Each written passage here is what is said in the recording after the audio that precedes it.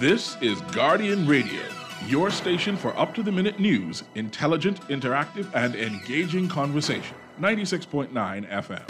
The views and opinions of the hosts and guests are their own and do not necessarily reflect the position of the management and staff of Guardian Network.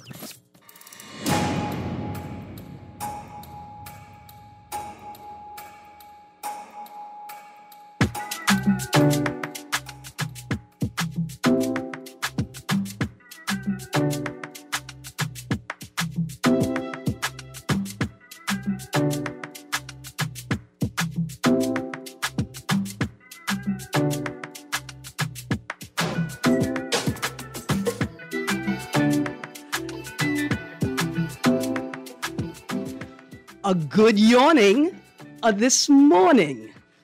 It is Tuesday, the 18th of May, 2021, and you're tuned into 96.9 FM Guardian Talk Radio. That must mean you're on the clock with Erin Greene. On the clock, we engage organizations, institutions, social and cultural leaders, and ordinary people to better understand the impact of public policy, private sector development, and emerging social and consumer trends. On the clock, we have conversations that help us understand and navigate a rapidly changing Bahamas. Well, if it's any day that I am yawning this morning, it is this morning, because my guest in studio today is Anku Sarah from the Spot 242, the greatest improv comedy troupe in the Bahamas. But today, my brethren is here to talk with us about mental health awareness, the African perspective and approach. I'm so excited to have him here today. Say good morning for the people, sir. No, my mic on now? You got my mic on. All right, ain't on now. Good. Yeah. Namaste, which means I bow to the divinity in you, and good morning. It's very good. Good yawning, excuse me. Let me make sure I get it right. Because I thought the summer was upon us. Yeah. I'd like to thank whoever it was that paid off the debt that I had with the sun. Because a little cool come true. Yeah. That was me. That was you. All right. I owe the sun money. Yeah. And I ain't paying. I didn't mean to say that out loud. I am going to try my hardest to pay off that debt. But I'd like to thank whoever paid off the sun this cycle because it cooled down. You owe them, yeah. So before we start the show, this segment of the show, I got some housekeeping to do. First, today's show is brought to you by the Department of Inland Revenue. Second, I want to apologize to the texters whose texts I didn't read yesterday. I have them. I am going to read them. Have no fear. Your ideas were clear and they deserve to be expressed. Now, to the news. There's so much in the paper today that I am glad that I have a guest. So I don't get to delve into all of these juicy subjects. But the first is obvious. There is a housing crisis in the Bahamas. It seems that the government of the Bahamas has just become aware of the fact that there is a housing crisis. And so I wrote a paper. It is called Housing Crisis in a Housing Crisis in a Hurricane Zone. Wow. The subtitle is MOT, that's Ministry of Tourism, new slogan, Shantytown Tourism. 3 islands, 3 shanty towns. Have your pick. Low end, high end, luxury. Shanty it out. Yeah, man. Have a good time. It's called experiential tourism. Yeah. Come to the Bahamas to experience something you could experience in your own country at any time. Their Ministry of Tourism, I reawakened that slogan. Right. Because sometimes we act like shanty towns only exist in the Bahamas. Right. But we know they exist everywhere. Everywhere. What may be unique to the Bahamas is that we have high-end, low-end, and luxury shanty towns.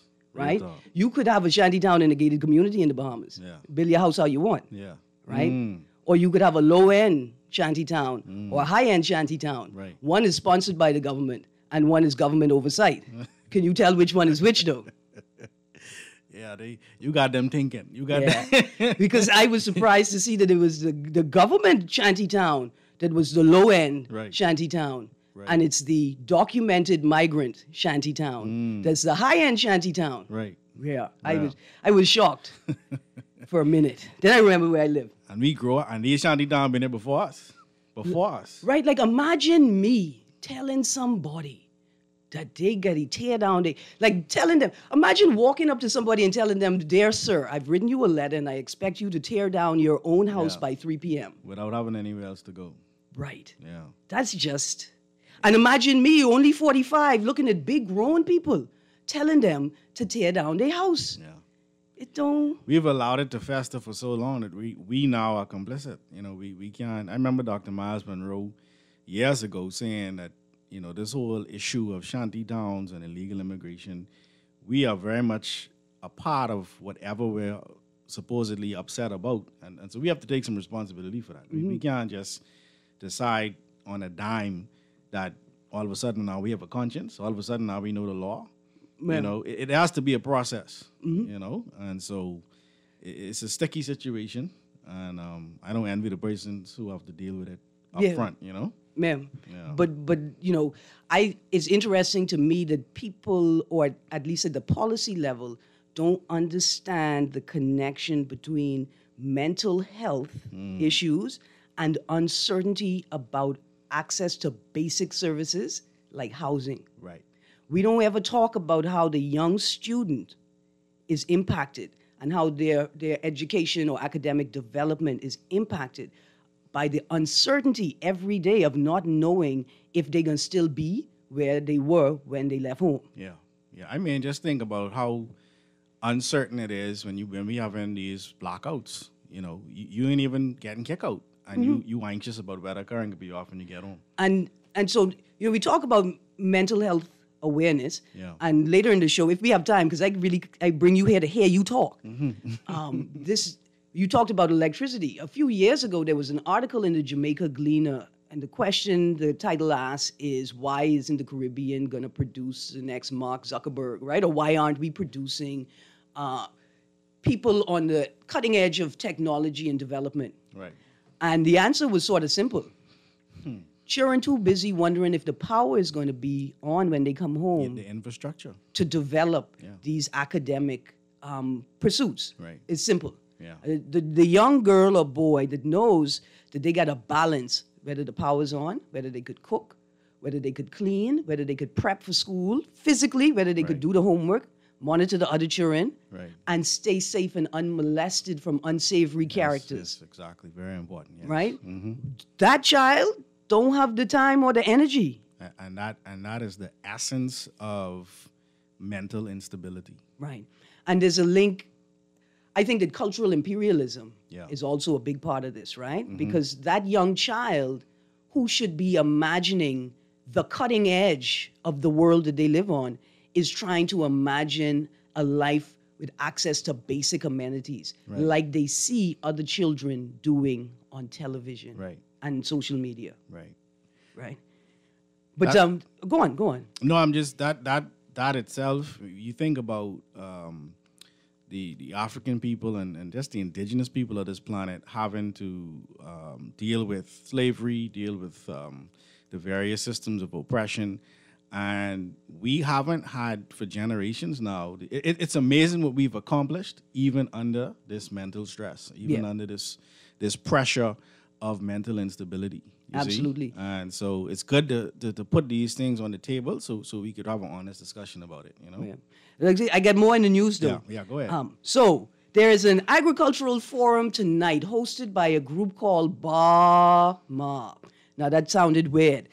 It is spelled BAAWMAR. Really? BAWMAR, right? And I said, I love y'all.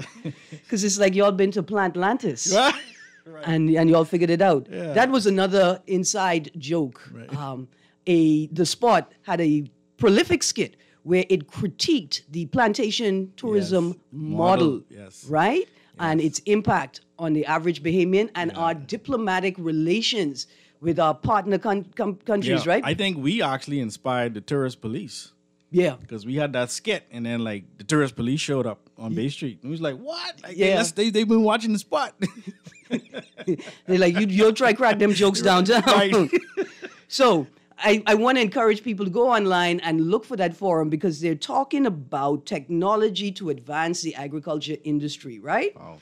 And if I get a chance to join them, because I can be on duty guarding my mango tree, I want to ask them, but what about the mechanisms to ensure everyone can afford the food, right? Because I love seeing young people advance technologically. I love seeing them doing something they love.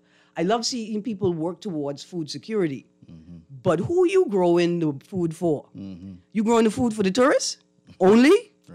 Right? And I don't have a problem with you growing food for tourists. You know, I think that's a sensible idea. But I don't understand why you think the tourist and the average Bahamian could pay the same thing for the food. No. It can't work like that. No. And on this note, dear Bahamians, I'm going to repeat this again. Before you try and sell me a $5 mango, try and sell me a $5 cup of lemonade or a $5 bag of dried mango or a $5 bag of mango fruit roll-up, fruit leather. Add some love to it. Right. Make me a bottle of mango vinegar for my salad dressing. I'll pay $5 for that or more. Yeah. Right? Yeah, that's real. Put some dried mango in the fish seasoning and spice up the culinary world, and I will pay more than $5 for that. But there is no reason for you to be selling a big mango for $5. And I say this with utmost respect. Jesus is not pleased. No. And you ain't gonna get no God bless yous. No. I waiting for God bless yous. Right. You ain't gonna get none of them. So please, while we're considering advancing the industry, also remember who the industry is for. Local produce is for local people. Local people have to eat. They could barely afford the imported food. The things that can be grown here should be accessible to local people.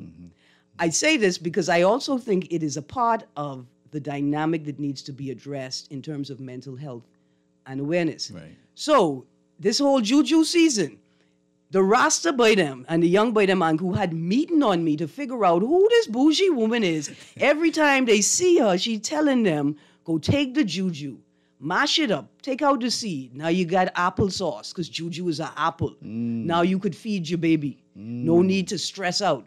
Because the man that gets up in the morning and knows that even if he don't have work, he could feed his children, that's a confident man. That's a man you want on your team. Yeah, he can think. And we need to give the young men in our country the opportunity to feel that. We keep telling them you got the opportunity to feel that other thing. Right. No, because making babies is sweet. It must be the most powerful feeling that a human has in this lifetime. It must be the singular most powerful vibe. Right? And we, through all of the things, complicit, not complicit, directly, indirectly, subtly, covertly, overtly, we telling these young people, make baby. That's how you become man and woman, make baby. But we don't never ensure that they have the tools to take care of them baby. Right. And telling them, well, you had your chance at 12 years at high school. That ain't sufficient. No. Anyway, I run on with that joke a little too long. Uncle, this is the last two jokes. Yeah, man. Before we get into the show. I'm enjoying this. There's a story in the paper. It's in the Tribune. And Water and Sewerage is in problems, the corporation, because they owe somebody money for water. Wow. Uncle, and I sat down and I thought, well, who do they owe? Right. Do you owe Mother Nature? Right. Because I owe the sun. I came and I told you all right away. We on a water planet, so I mean. Who do you owe for this money? Yeah. You have all the Andres. You have all that water. Right. You have all these osmosis plants that you could turn the salt water into fresh water. Who you paying for money? Right. I mean, for water. Right. Yeah, that's actually that in the paper. Yeah, in the Tribune. Well, that's no, they know. threaten. They threatening to turn off the water if they don't pay them. Or something Water like and that. Sewerage Corporation, water suppliers owed record $21 million. Wow. Just so y'all know, I don't owe the sun that much money. No. And like a good Bahamian, they cut off my tab. By the time I reach $100, they cut off my tab. Right. I thought that was a Bahamian rule. We'll lend you money, but we don't never lend more than we could afford to lose. Right. Right? Yes. But yeah, that's in the paper. Wow. They owe somebody the money. And just a small note, the road, I don't even know how to say this, Uncle. The leak on Shirley Street right by the Esso gas station. Okay, yeah. It's still leaking, guys. It's been weeks. Y'all put the spray paint in the road. Somebody put fresh spray paint in the road. Fix the leak. Right. Because I on the hook for this money. 21 million. 21 million. And I already owe the son money, and I can't wait. Last thing. On the cover of The Guardian this morning, the PM hopes for return to normal by August. Wow. Okay. That is inspiring. Yeah. Because I could have sworn I heard somebody say they may extend the state of emergency for 6 months. Right. But there is something also very interesting in the declaration. Right? So I like with Erin. She got her stuff. She ain't talking of top bad. She got her stuff. I trying not to this morning here because this thing is hot. Yeah. Highlighted and thing, you know. In the declaration, it says, and it uses the words, for the foreseeable future. And whereas, according to scientific and medical advice, COVID-19 is likely to persist as a pandemic in the Bahamas for the foreseeable future. Yep. Dear Prime Minister, It's now an endemic. Yeah. how is it that you're hoping for a return to normal by August? Right? Yeah. There's too much uncertainty Yeah. in the science for you to make a proclamation that we're going to return to normalcy by August. But more importantly, surely you cannot be hinging your determination on the vaccine, Right. right? Here's why. First of all, the science around the vaccine is still uncertain. That's right. To the point where we are recommending to people that even if you get the vaccine, you should wear Your mask. your mask. Because we do not know how variants Right. mutate, how they occur, Right. right? Even vaccinated people should be required to wear their masks unless they're in their family group, right? Right. Why?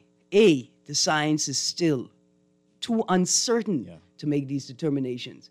But secondly, because the state has an obligation to protect the vaccinated from the unvaccinated, and it has the same obligation to protect the unvaccinated from the vaccinated. Because the science is still too uncertain. Yeah. This declaration surely cannot be based on the certainty of the vaccines. And secondly, it can't be based on the certainty of the vaccine rollout because y'all are not certain. No. That's a given. Why make such a bold declaration? And there's a third shot being created as we speak. Right? Here's the next thing. Why are employers and potential employers, right? Why are people telling people, like, cheapest you get vaccinated if you're trying to apply for this job? Right. I mean, again, and this all speaks to mental health because, you know, you're being bullied, essentially, to participate in an experiment. Yeah. And you're not giving sufficient information for people to perform at the level that you require them to for the process of good governance. Right. People need to be able to make informed decisions. Yeah. And so all of these issues, while I brought some humor to them, some of y'all may not have thought it's funny. They are all important issues that we should pay attention to. And they all have a link to this question of mental health, or this issue of mental health awareness and wellness, right? Right. Because there's a direct link between mental health and the certainty of access to basic amenities and services. Indeed. Right? That's it. One is the access to it, and two is the uncertainty about the access to it. But Uncle, let's get to some text right now, if you don't mind. Let's do it. First text. I don't understand the position you are positing. Are you saying that because a law was not enforced for whatever reason, it should never be enforced? Especially when persons know that they are breaking the law by building without a permit on land they do not own. Please clarify. Thank you. Well, let me say this. When a migrant is hired to come and work in the Bahamas, the employer is responsible for ensuring that that migrant has access to not just adequate housing, but government-approved housing. That's the first thing. The government has a role in that process. There should be someone that comes out and inspects regularly to ensure that those people are actually residing in that place. That's the first thing. Right. What we see is a breakdown in government systems. Right? There's no documented laborer or migrant in this country that should be floating around. Right. Somebody should be ensuring for their sake and for the sake of the government procedure that they are where they're supposed to be. Right. That's the first thing. The second thing is, do you know that they know they are breaking the law? Do you know the circumstances of them having access to permits, to government power, to water? Fraud may have been committed. An agent of the state may have been pretending to act in an official capacity and engage these people. But if people are paying rent to a landlord and the description of the lease say water, light, all included, right, you don't have to pay them, then how do I, as the tenant, know that this is not set up legally, right? And if I'm a documented migrant, wouldn't you call me biggity and feisty if I tell you I need to see that all of the permits for this residence are in place before I rent it? Right, especially when you're just trying to get a place to rent. Right. Yeah. Secondly, this ain't no regular situation. Some of these people have been living in these shanty towns for decades. Yep. Secondly, people who have been displaced post-Dorian, a higher level of engagement is required. People who have been displaced, the government has a role to play in ensuring that they are safely housed. In fact, I was shocked that the government didn't send hundreds of people into Abaco post-Dorian for a midterm, for not a long term, but for a short to midterm duration, to set up services, to monitor, right, the needs of people, including ensuring that the people who are there are supposed to be there. Right. Now, it's a matter of life and death as far as I'm concerned. This is a matter of life and humanity. Are people breaking the law? I don't know. Have laws been broken? Definitely. Right? Who breaking the laws? We don't know. Should we be tearing down people's homes with the expectation that they're still supposed to perform in their job? Should we be tearing down their homes before we make a concrete determination of what has gone on? That's really what it is. People deserve more than that. That's a basic. Figure out what's happening first. It's not like Bahamians are the cleanest people. It's not like we ain't crooked. It's not like we won't take a bribe to hook somebody up. Yeah. Human nature. Yep. Yeah. But it's like life and death. It's where people live. So I don't want you to feel like I rowing you, Texter. I just think that we should take more consideration when we're interrogating what's ultimately people's lives. All right, another text. Erin, for goodness sake, you never heard the saying, tear down these walls? Stop defending criminals. I can't build anywhere. You know where you can't build? In them gated communities where other people could build. In fact, we had 2 international figures on the world stage fighting about they shanty towns and who have the right to out shanty town the other one. I mean, you absolutely correct. But the question is, which walls you want to tear down, sir? Right. I know where some walls are that need to be torn down right now. I know where, oh boy, that's a text I can read. I know where some walls are on the water. They're on the water because they're below the high water mark. Yep. Right? Ain't nobody gone there with the drones to see what they was doing. Ain't nobody going there to tell them tear down their walls. And I had somebody threaten to pull a shotgun on me. Because you on your beach. Because I trying to go to my beach through the public access to get to the high water mark. And they threatened to pull a shotgun on me. And then second of all, let me tell you all this why.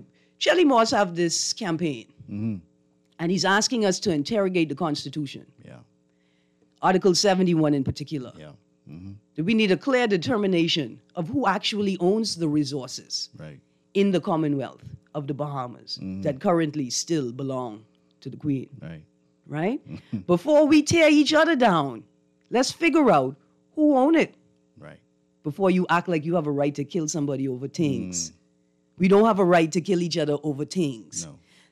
Erin, I'm an island boy. I cooked and cleaned and was creative with electricity. Stop defending young people laziness. Electricity don't determine creativity.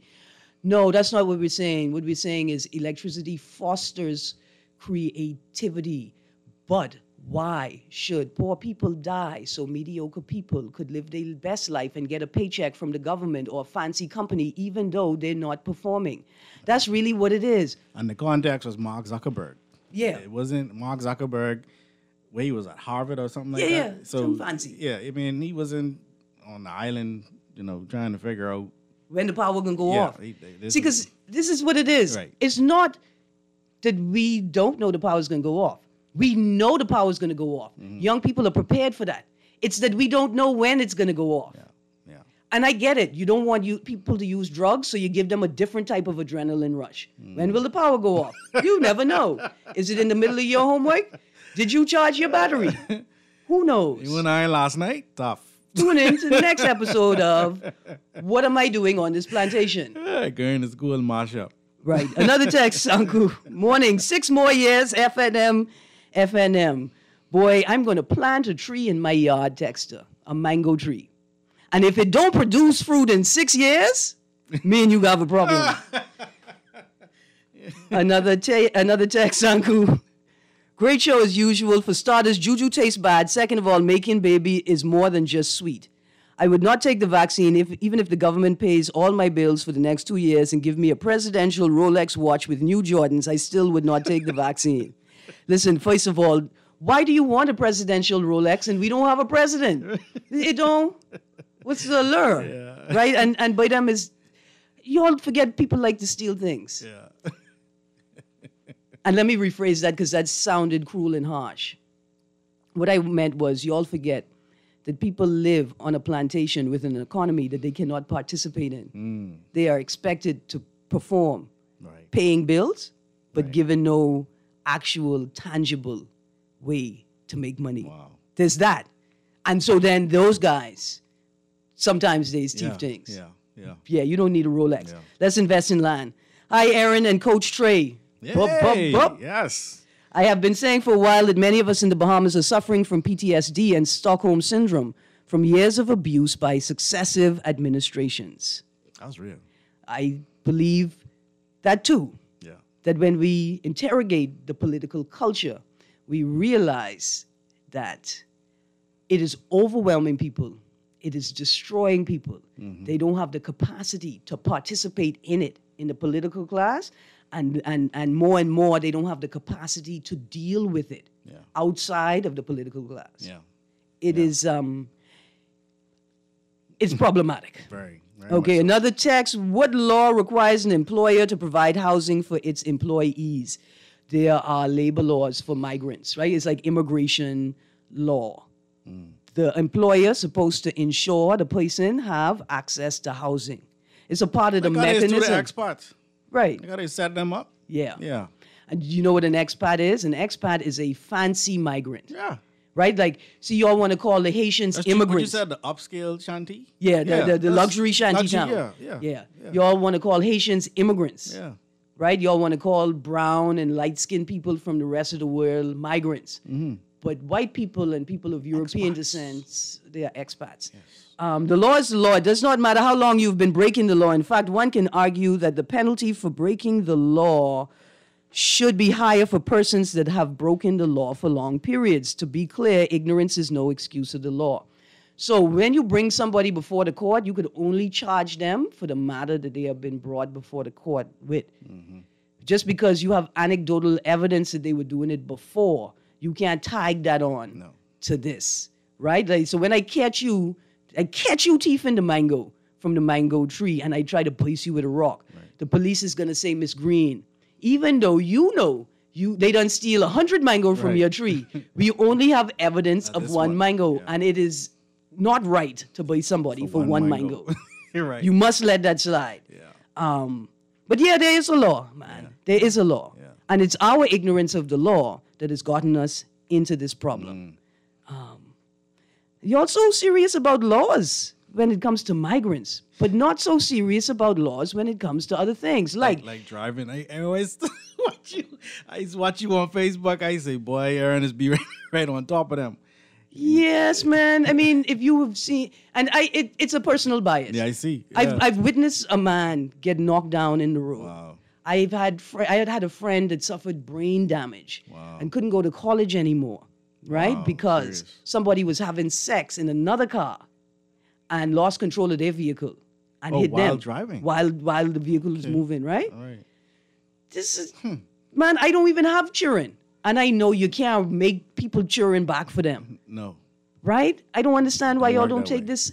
I was in a car accident and lost a job because I didn't have access to transportation anymore. Right. We don't understand how our reckless attitudes on the roads actually impact people's lives.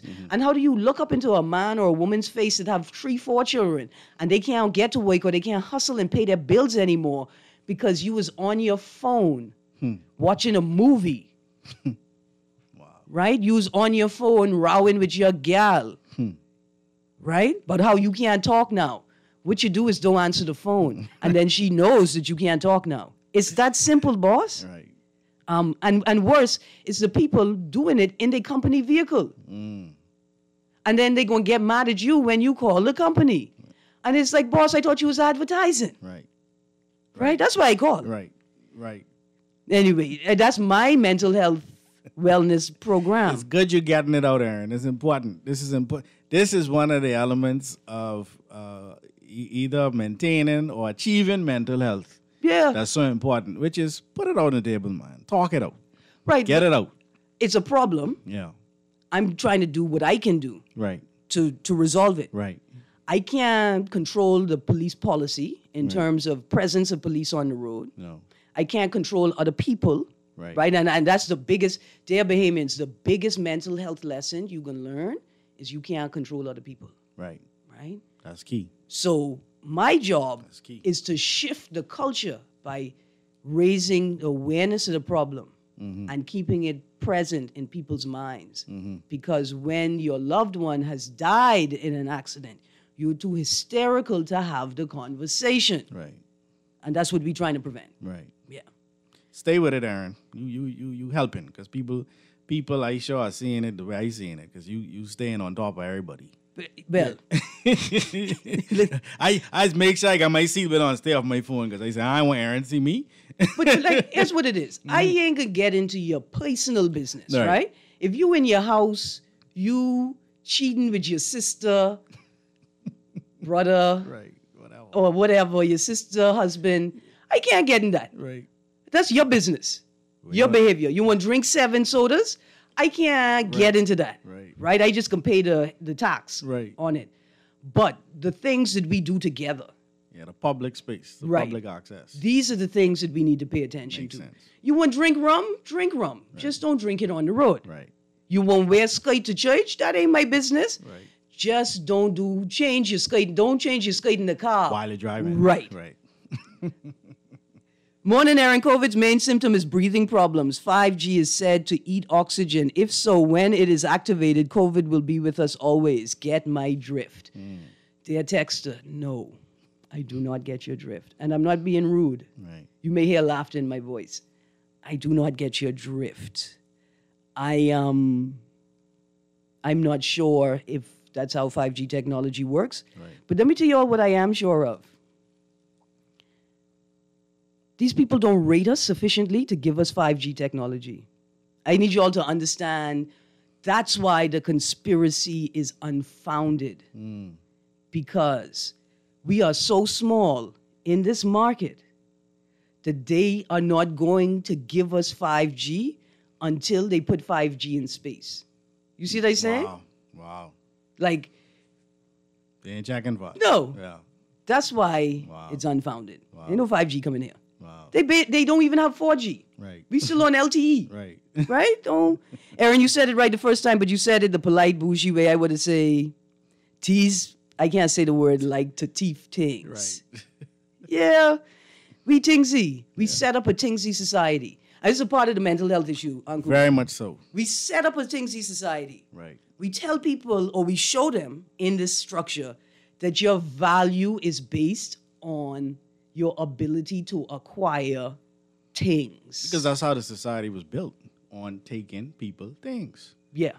That's the original sin of the society, and we can't get away from it now that it's been established and certain people have become comfortable. That whole ability to just take things, that's already a part of the fabric of the society. That's how it was built. Yeah. Thiefing. To the point where wrecking, right? That's when Right. when we used to wreck the ship, set a false light, turn Right. off, and make the people run up on the rocks. That's right. And then thief the things. Right. And go sell them. Right. We still reckon. We so into things, but so don't understand the system that we're in, Right. that we now thieving our own things Right. from ourselves, Right. right? At every level. And when we dive into this information I have, it speaks directly to that. All right, so watch this, Uncle. We're going to go to a break. I got one ad. Right. And then we can When we come back, we're going to Job. delve into this. And then I can put you on the spot Right. and ask you to tell me whether you could come back next week, Monday, or Tuesday, what day you could come back next week to continue this conversation. All right, I can let you know because I got to look at my schedule. I know I go into a Kefren Academy right now to go beg them children to let us have you for one more morning. Arlington, let's roll into that break. And when we get back, my dear audience, we're going to delve into this question of mental health and wellness, the African perspective. We'll be right back, so stay tuned to 96.9 FM, Guardian Radio.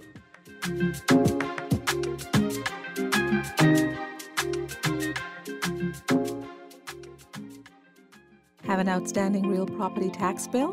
Take advantage of our Real Property Tax Forgiveness Program. Bring your account to zero and receive a 50% discount on your outstanding tax and surcharge past 180 days. Or get a payment plan. Make a 25% deposit on your outstanding tax, receive a 100% waiver on the surcharge, and pay the difference within 36 months, interest-free. Contact the Department of Inland Revenue at 225-5778 or email us at rptforgive@bahamas.gov.bs. Offer ends May 31st. Preparing for a hurricane can make all the difference in safeguarding the lives of family, friends, and neighbors. By knowing what action you should take, you can reduce the effects of a hurricane disaster. Get all the facts of the potential of having insurance, impact-resistant windows, home emergency power, essential supplies, and a lot more before the storm. After the storm, where to purchase building or cleaning supplies, waste disposal, medical care, and more. The Nassau Guardian's Hurricane Guide will help you make sure everyone knows what to do in the event a hurricane approaches. Take advantage of this double insertion opportunity, plus 15 commercials on Star 106 hits. Contact us today at 302-2300. That's 302-2300, or your account executive. Will you be prepared? This is Guardian Radio, 96.9 FM. Fresh news, smart talk, all day.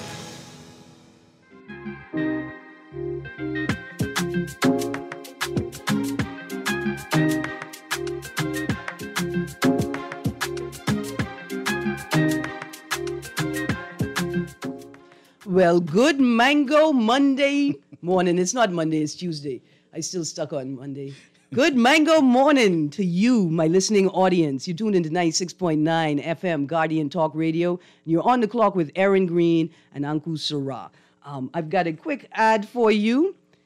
Exempt, making customs simple. Bahamas Customs Baggage Declaration app coming soon. Fill out customs forms while traveling. Search for rates of duty, calculate duty before you land, and so much more. This app is easy to use and helps you clear customs even faster. This message is brought to you by the Bahamas Customs Department.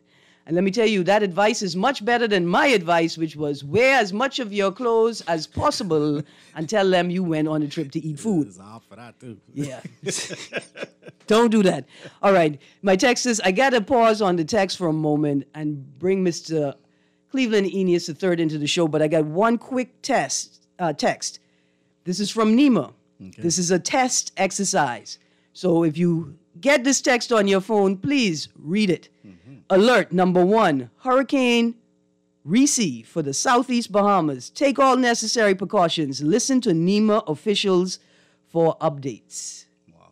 I am glad to see that the NEMA text message system is being tested and is functioning. This is awesome. And these are the sorts of things that help people feel safer, knowing that their government is doing the things that it's supposed to do, right, in preparation for hurricane season. Definitely. Which starts June 1st officially, yeah? Yeah. You're right there.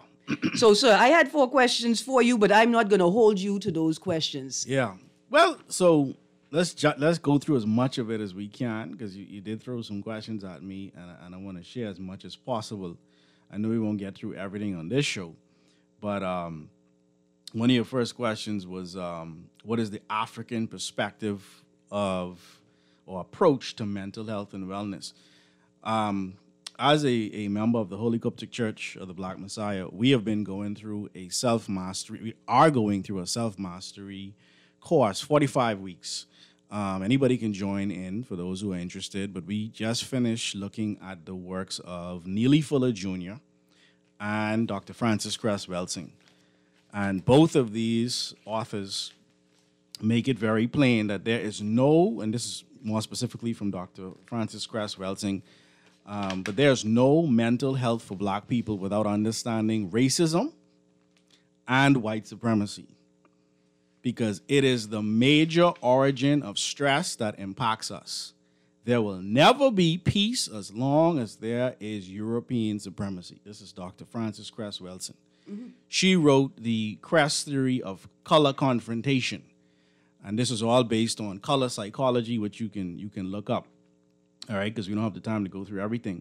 But she speaks about this racism, white supremacy, and what she says it is the local and global system and dynamic structure maintained by persons who classify themselves as white, whether consciously or subconsciously determined, which consist of patterns of perception, logic, symbol formation, thought, speech, action, and emotional response as conducted simultaneously in all areas of people activity. That's religion, economics, labor, sex and gender, education, law, war, security, entertainment, and politics. These 9 levels of people activity.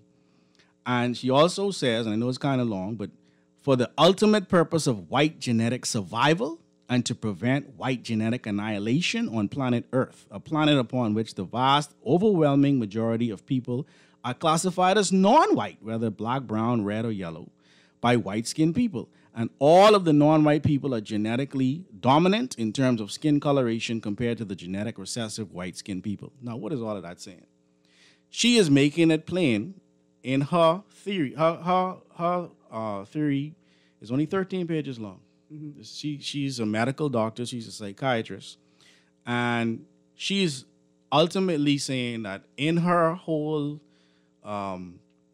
process of understanding why are people having the struggles that they're having as a psychiatrist, she said that at the root of a lot of the problems was some form of discrimination or some form of, like we've been talking all morning, access to resources, etc. Mm-hmm. And so she met Neely Fuller in 1960s, and he wrote a book that is basically a textbook for victims of racism, white supremacy.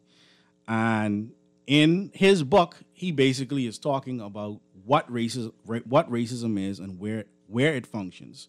But she say, Neely, how and why is all of this stuff happening? So she began to question, why is racism, white supremacy a thing? Mm-hmm. In her I can't even say just her studies, because she said, I was cooking and I was baking and I was, living. And she said the thought came to me that, number one, so-called white people are the minority of the planet. Even though they run around calling everybody else a minority. They are the minority. And number two, genetically speaking, the non-white community, as far as genetics is concerned, is dominant.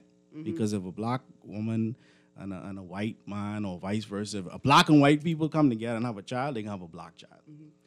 Right? I saw this video. Yeah, and so her whole thesis is based on this reality of racism, white supremacy, being a behavioral system that is needed in order for white genetic survival. So all of the things that we are experiencing as a people with regard to mental health and the stresses that come along with it ultimately come at the expense of us, or we experience this for the survival of racism, white supremacy, for the survival of people who classify themselves as white. Yeah. So I was going to say, I was on the Facebooks watching foolishness as you do. Yeah. Because you never know when the power's going to go off. Right. So why start a task? Right? And this video flashed on my wall. Right. And it was this young white lady. And she was intoxicated, but she is laughing and she's telling this joke, and she said, listen, I'm going to tell you all this, but all of the other white people are going to be upset at me and they're never going to talk to me again, right? And she says, look, I need y'all to understand that the white gene, the gene that produces the white skin is recessive. Right. And all of us white people are upset because we know that we technically are an anomaly and we only exist because of a freak of nature. Right? An evolution, a gene turned left instead of turning right. You're allergic to the sun and the solar system. Right. And so, this young lady, she's laughing and giggling. And I was so concerned about how it would be received by, white people on my wall that I didn't share it. Because it's a bit of a callous way. Yeah, genetics is always touchy, However, we as the non-white people of the planet need to have these conversations. And if the people who are classifying themselves as white, if they care about our mental health, they should allow us to have the conversation. It's not about hating anybody. Yeah. It's not about saying that people who classify themselves as white should be destroyed or whatever you want to fill the blank in with to say that it's hate. It is simply taking a snapshot of where we're at, seeing the reality of where we're at, and discussing it.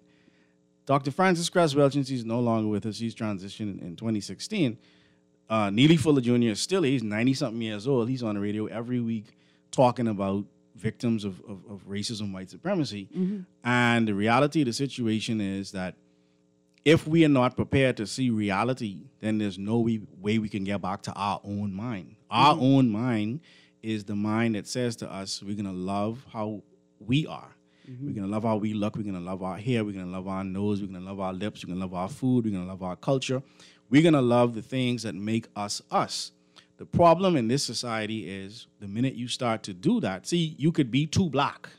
You can't be too white, though. Right. You could not get a job because people consider that you're too black. But if you bleaching, you can still get a job.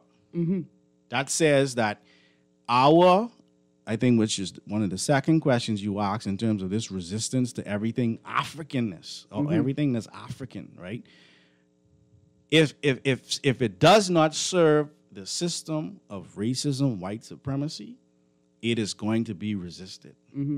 Because at the end of the day, if we are embracing our Africanness, then it means that we are not under the control of racism, white supremacy. This is about control.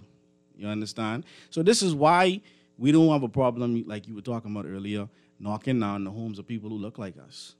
This is why we don't have access to the actual resources in our country, in a sovereign nation, but we still have what's called crown land, right? You can have these type of dichotomies that are almost hypocritical. You're sovereign, But the minute you take office, you must swear to the Queen, her heirs, and successors forevermore in order to sit in the House to represent the people that you just didn't swear for. Right. Or swear to, rather. And we all know, because Yeah. we all had that experience where we look at our boyfriend or our girlfriend and look at the other person and say, so I ain't your woman then. Right.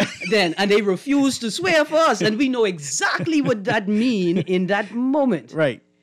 You see, so I just want to make people aware that this is not something that I am just saying or the Holy Coptic Church is saying, or our Basesh, our Coptic Pope, who's been guiding us through these self-mastery courses. But we go all the way back to W.E.B. Du Bois, who says that the problem of the 20th century, not out the 20th century, he was saying the problem of the 20th century is the problem of the color line, the relation of the darker to the lighter races of men in Asia and Africa and America and the islands of the sea.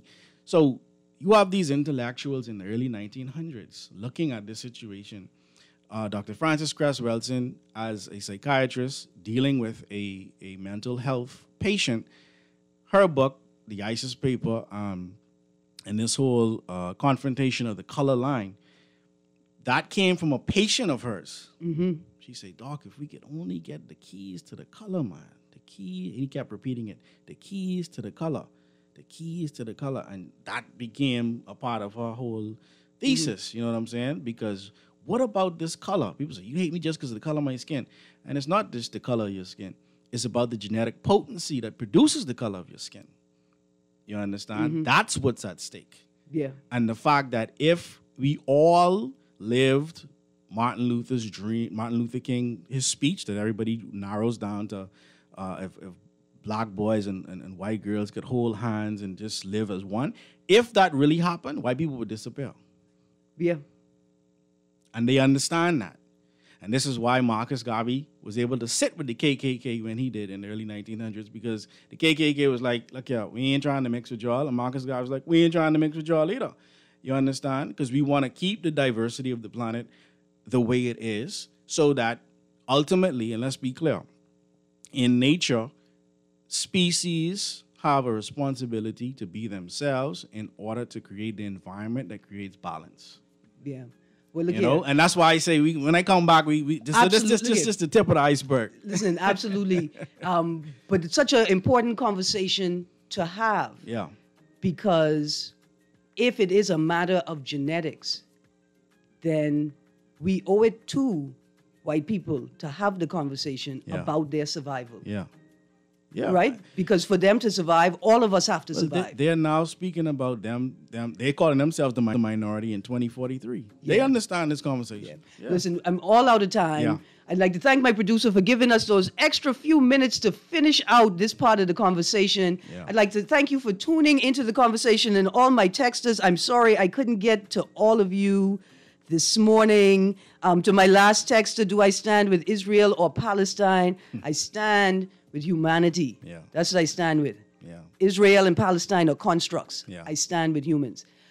Thank you, Uncle Sarah. You will be on next week. Yeah. I will be taking a bag of fruit to a Catherine to beg them for your time. I'm not there every day. I'm on the board, but I'm not teaching. My wife is there every day, just about every day. But that's who I need to take the fruit to. Thank you for tuning in, Bahamas, to On the Clock with Erin Greene. Levon Miller and Unleash is up next. Stay tuned to 96.9 FM and have an awesome day. Awesome day, Bahamas. Namaste, people.